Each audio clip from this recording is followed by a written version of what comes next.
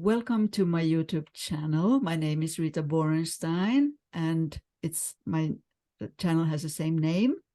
And my theme for the channel is Passion for the Soul. I record videos based on my experience as Life Between Life facilitator here in Sweden since 10 years. And I also interview guests, some in Swedish, some in English.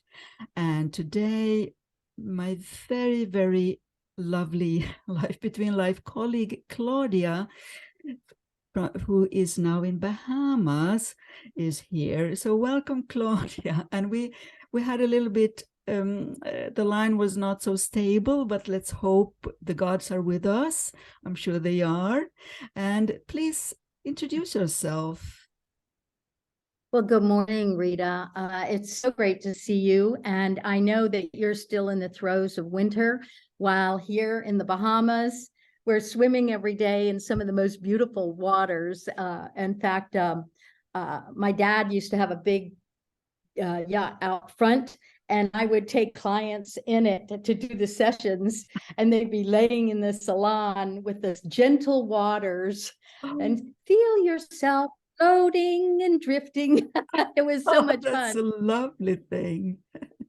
Yeah, so yeah, I grew up here in the Bahamas and Nassau in particular, but spending a lot of time in the out islands, and also grew up very close to nature. You know, we were on the beach, we were attuned to the tides and the changes of the moon, and we were out on the water a lot.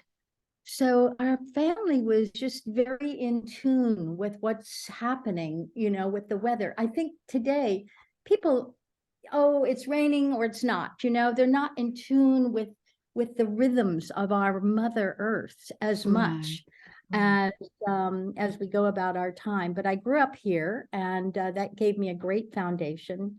And I have had, I used to do some hospice work in Washington State, where I was so moved by people who were having to die in states with drugs in their system. Mm-hmm. So I learned hypnosis to help with the pain. I thought that would be a great way to help them die, pass over, do that transformation process with a clear mind. But as it turned out, that my services were more in demand to those loved ones around the person who was dying, and helping them to understand that, you know, this was just a wonderful transformation of soul. Mm-hmm. And that's how I got into doing past life work, and eventually met somebody who did a Life Between Life session for me. And when I came out of that Life Between Life session, I was like, oh, wow, I want to learn this model, because this is what I do naturally. Mm. But I'd always been able to go into those higher states of consciousness, those higher frequencies easily and effortlessly, come in and out. In fact, when I learned hypnosis, it was like, oh yeah, boom, boom, boom, boom, you know, in and out.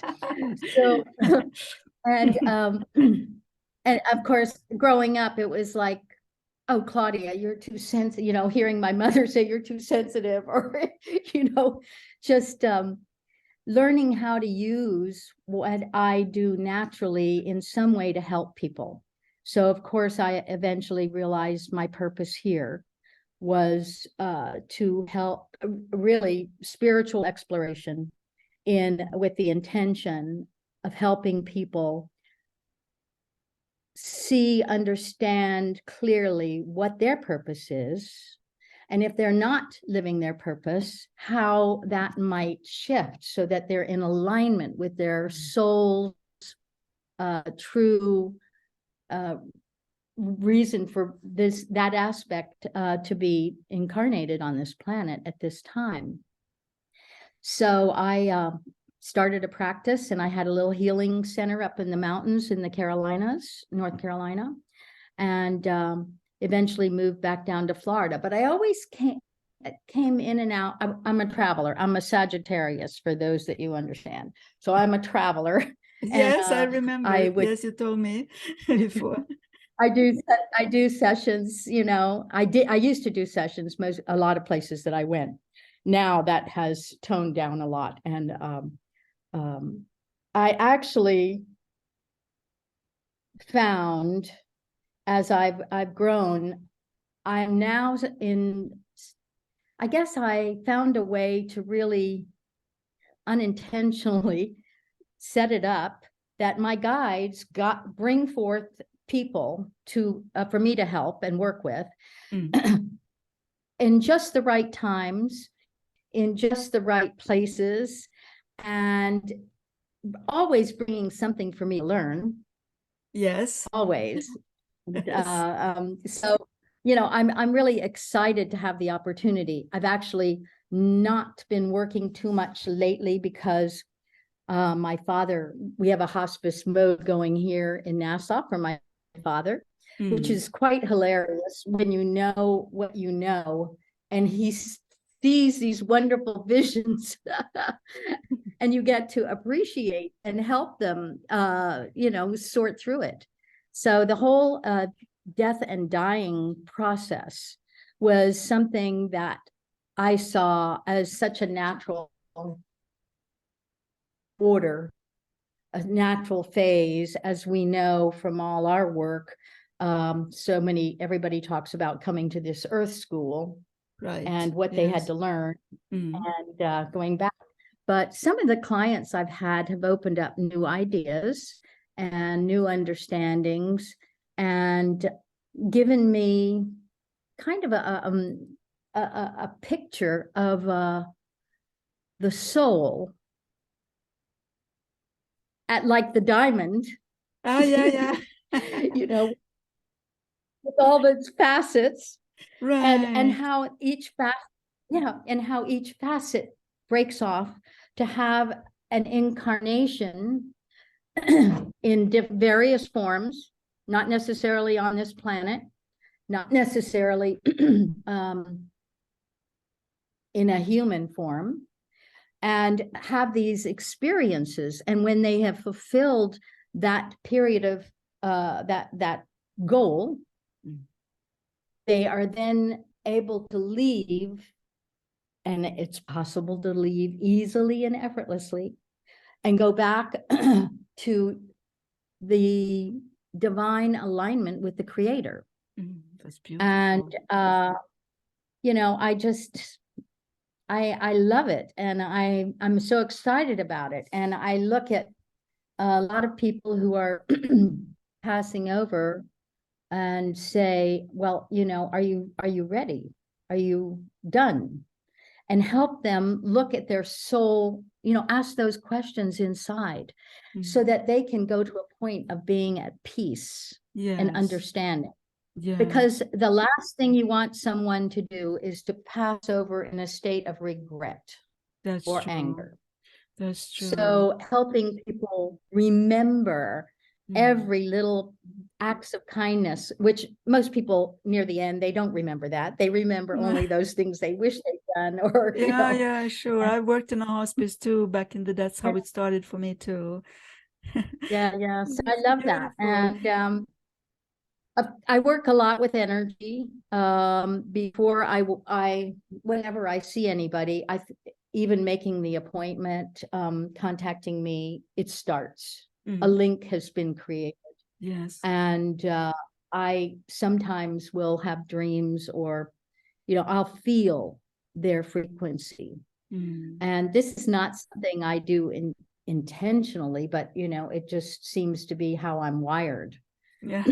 And then when they come, I always do clearing and cleansing, because we all need to make sure that we're clear of other energies that may be influencing in a way that wouldn't be positive, or you know, we need something that's going to hold a sacred space. We need our frequencies to be at a state that we're able to hold a sacred space that's safe. And I'm all about empowerment, Rita, and I know you are too. Well, yeah, that was my first impression when we first met in the World Conference, Michael Newton Institute World Conference. I thought, what a shamaness, I was thinking, with your long hair and your, oh yeah, yes, and wonderful appearance. Yes. Honestly, yeah, I want, it's all about giving a tool to people, giving them a tool. If you can, for me, if I can help someone experience that state of unbounded awareness, there might be different ways I go about doing it. I like to make sure that the client comes in and, well, I want this or I want that, to make sure they'll be open, because perhaps their guides or mine or the powers that be might think they need a little different kind of experience, and and that happens. Yeah, so I've this has been my life. I've always been involved in meditation and really being close to the spirit world from a little girl. Yes. I did not grow up in a religious household. I grew up, as I said, in a nature-oriented, but not a strong religious structure at all. Yes. And through my life, I've actually spent time in a Tibetan Buddhist monastery, a Hindu ashram, walked the red road, as we say, which is working with Native Americans here, the indigenous here in North America. Yes. I used to help do tours to Egypt and Peru, where we did ceremonies in all the temples and on top of Machu Picchu, and you know, you've been everywhere. I loved doing that. I loved doing it. That was that's great. It's just exhausting when you have a group and you're traveling. But these sacred places, I just want to encourage anybody that listens to this, if you have a chance to go to a sacred place, it might not be, it might be a religious spot, but in fact, just go and feel the energies for yourself, clear away all the things that are up above and sort of go into that higher state, feel those energies. Because I always find that there are so many portals on this planet of sacred energy. Yes. And we just need to be awake to them. I'm going to also say that I grew up here in the Bahamas and had visions throughout my life of temples that have fallen down into underneath the oceans, and and done lots of sessions with people here, yes, that had memories of being, great floods. They died in a great catastrophic flood, yes, or memories of them doing energy and healing work in the little bit we know here and there about Atlantean times, the advances in the technology, but in my case, I've had, I guess because I've drawn them to me, people who worked with the crystal energies and healing energies, and being in this place is a real power boost. Yeah. Can imagine. I'd like to go there one day. And because I remember when we met in the World Conference, sitting by the pool there, it was a lovely week we spent with about 40 members of the Michael Newton Institute, and I was quite a newcomer, and I know I heard that you and some other people had trained with Michael Newton, and all these things. I was like a groupie then, in a way, that I was so, it changed my life completely, the training in Life Between Life. So to me, I was so happy to be there. And would you like to tell me when you trained, and you trained with Michael Newton, you told me before. Would you like to tell me, I don't know if you want to, but share a little bit how it was Sure. for you? That was 2006, and it was in Santa Fe, New Mexico. I had been doing past life regression. I had studied with a lot of different people and done quite a bit of past life regression beforehand. And it was, I have to admit, it was a little hard when I began to stay in the structure. Like, this is the model that Dr. Newton used. And it is the teaching model. This is the model that, you know, as if people are read the books, for instance, or better yet, didn't read the books, Yes, and come in and have a session about going to that place, Life Between Lives, you know, it was a wonderful opportunity to find a structure, because yes.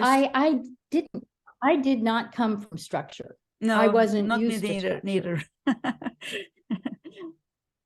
You know, and Yeah. actually, I think it was good for me at the time, Rita. It was. Yeah, And it helped me have confidence, surely. Yeah. and then and something to fall back on if I ran into something that I hadn't experienced before. For instance, I remember somebody like having trouble blocking. They couldn't go any further, they were blocked. And learning techniques to clear those blocks. Yes. You know, one of the most profound was a woman who had seals. She was brought up in a very devout religious community. And they had, through different ages, they had different ceremonies. Yes. As it came forward that during these ceremonies, energetic, etheric seals were placed into the auric field of this woman. And we would, you know, she knew about it. She had thought she'd cleared them all because she'd been working on it for years. Yes. But because of the level we go to in this work, you really, you know, it's like when you're going down or up, I should say, it depends, you know, and it also depends on what you're ready to handle. Surely, yes. What you're ready to do. Yes. And if one sets up that sacred space and has a good alignment with their own solar angels, spirit guides, whatever you want to call them, those divine beings of the highest frequency. I often work with the seraphim realm, and then it's easy because it's not you. I mean, it's not me. No, It's become a definitely not me. facilitator rather than a therapist. And you find a way to let them go where they need to go, not where I think they go. Yes, I've interviewed a few other colleagues, Life Between Life colleagues, as I told you before, but we talked with them about how things have changed since they trained. Also, a few other colleagues who have been working a long time now with Life Between Life hypnotherapy. How have you experienced the sessions have changed? Of course, it's based on your own individual work and the people you attract, but have you noticed any differences, general differences, how people are developed, or how they what kind of sessions they do? Well, for sure, there's a more evolved, the souls that seem to come to me for sessions these days seem very, very highly evolved. Yes. And they've done their therapeutic work. They've like any that have experienced trauma, that's all, they've already done that work. And they come in and they really want to go take it up a notch. They want to experience the creator. Yeah. They want to experience that aspect of themselves that is creating. Yes. And I think in the early days, I didn't see that quite as much. And I think it's a combination of my frequency and those people that are drawn to me. Because, you know, anybody that comes, I mean, it's divinely directed, I really believe. I agree from my experience. Yeah. Yes, I've done, yes, sorry to interrupt. Yes, no, please. no. Yes. Yeah, I think in the early days, there was a lot of people who were grieving because they'd lost a child or a spouse, and they were kind of hoping to experience that soul level of life between life to understand where their loved one went and what's going on, you know, what they're doing. And I haven't had that lately. We get that in the past life part. Because I do require doing past lives. I do think that brings up stuff, anything that needs to be cleared. Surely, yes, I agree, yes. Yes. Because when you go up into those higher frequencies, your energy in this body goes through an amazing clearing and cleansing and purifying. And it kind of rejuvenates the cells on some level. I know that when I've been in these states, you know, sometimes these sessions go very long. I don't direct them, whatever that client needs, you know, we stay with it. And afterwards, I feel like I've had some elixir of life. Like you said, when you're doing, when you know that you're doing what you're supposed to be doing, you get energized by it, not depleted, right? It's like a drug in a way, not a drug really, but a very wonderful feeling. Yes, I've done so many sessions because I'm still the only person here in Sweden since 10 years who trained with Michael Newton Institute. Maybe there are others who do a kind of similar work, I guess, but so I was privileged to really see a lot of clients, and now I through my channel I just want to share this passion for the soul, and to listen to you, Claudia. Is so many things I recognize, but I can't remember everything we talked about by the pool back then. It must be at least 7 years or something. I don't know where the years go, but you're traveling. I remember that you were traveling. I think, did you live in Hawaii also? Maybe I'm mistaken. No, but I did do session. I did a short stint in Hong Kong, but mostly I think I was in the mountains of North Carolina when I saw you. Yes. But yes,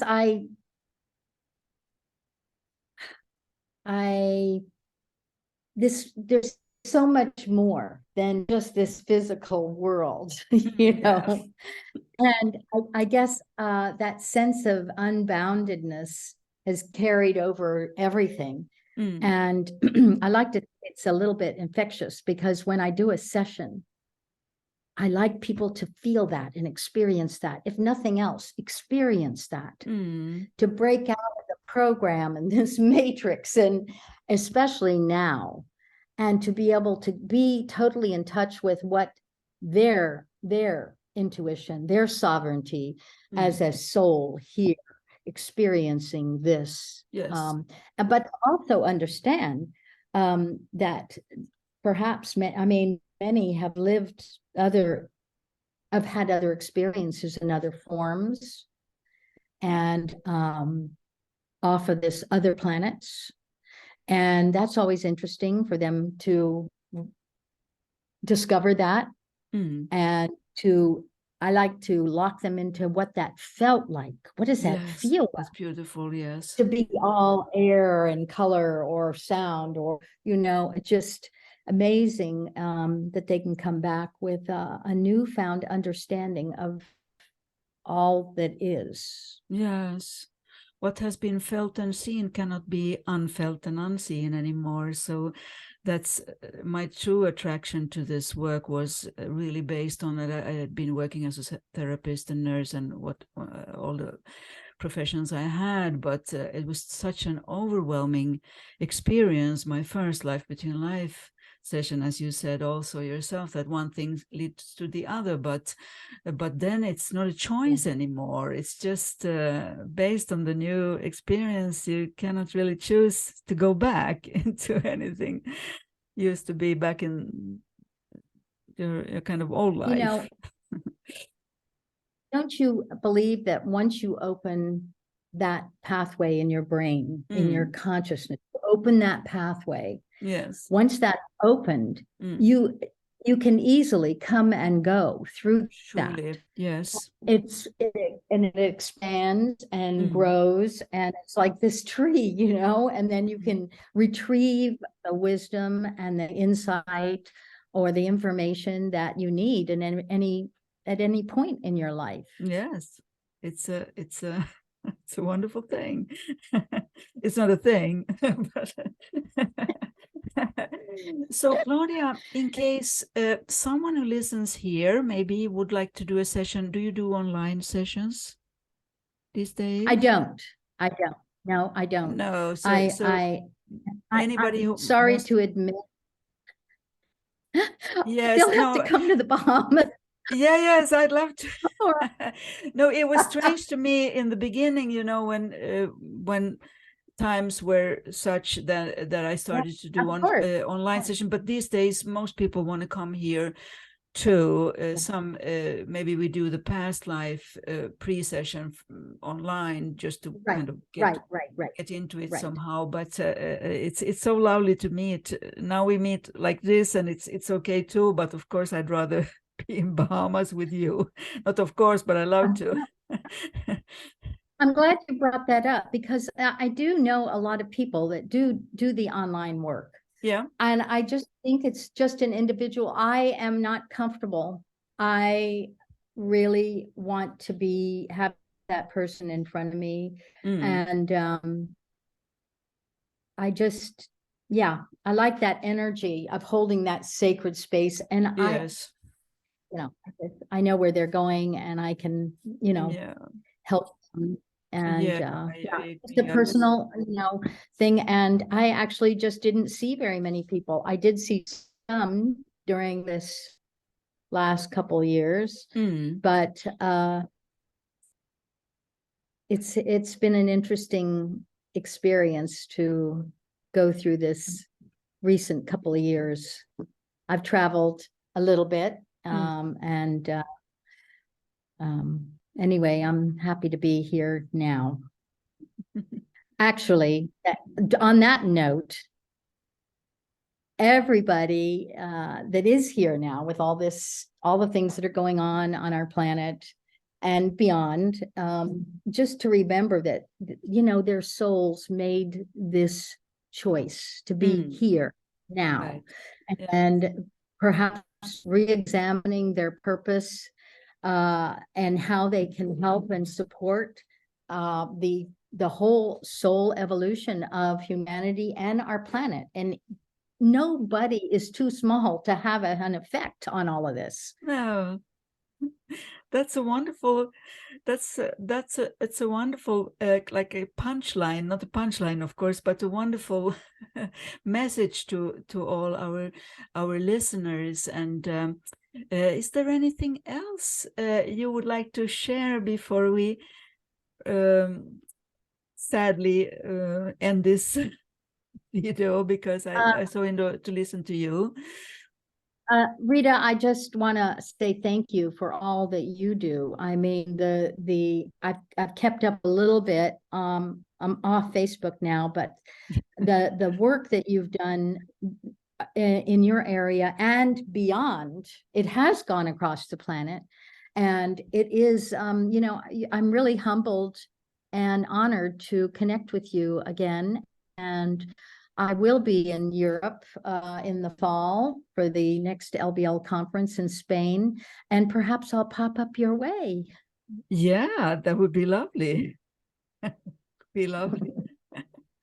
Yes, because you travel, and why not? And now we had this lovely chat that we also shared with hopefully many others, and so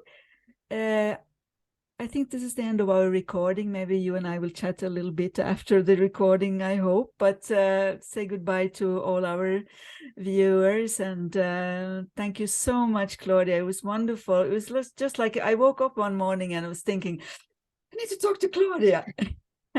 It's such a pleasure to see you That's again. the way Thank you. Okay, so bye-bye, everybody. And Bye. bye. Bye-bye. Bye. Bye.